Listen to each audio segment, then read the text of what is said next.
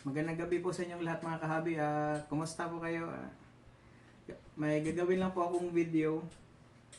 So nakikita nyo po meron po tayong top and bottom cleaner. Tapos meron tayong submersible pump na Aquaspeed 305.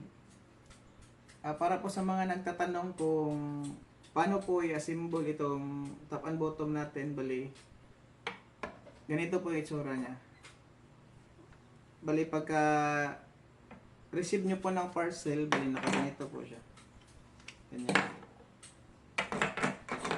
Yan, naka-tape. Bali ganyan po siya.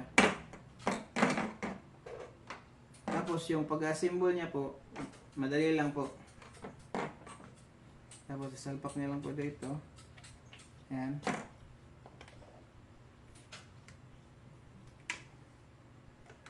Yan. Ganyan lang po kadali. Bali,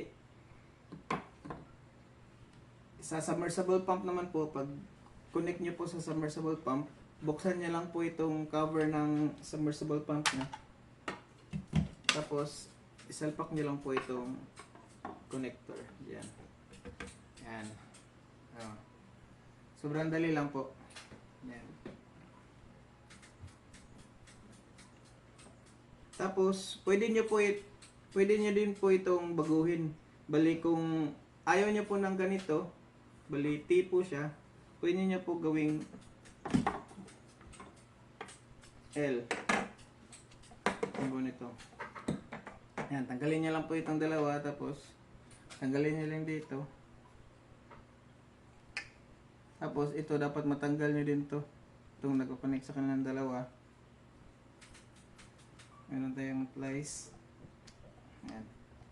Tapos yung itong maliit na 1/2 PVC, lipat nyo dito, ay ibalik nyo. Tapos ito, itagilid nyo ito. Yan, connect nyo ng tagilid.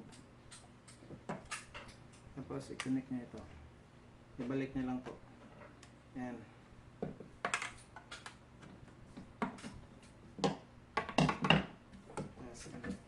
Yan, bali depende na po sa inyo kung ano po yung gusto nyo.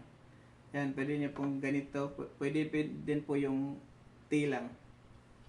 Bali pwede nyo po ito magamit up to 100 gallons na tank or 24 inches yung height nya. Yung gamit natin ngayon is civilian na submersible pump. Pwede din po ito sa Aquaspeed, sa Sequest, at sa Sumo na din. Tapos meron tayong available na gray at creamy white na pipes. Yan lang po mga kahabi. At maraming salamat po sa mga solid na supporters natin. Thank you. Peace out.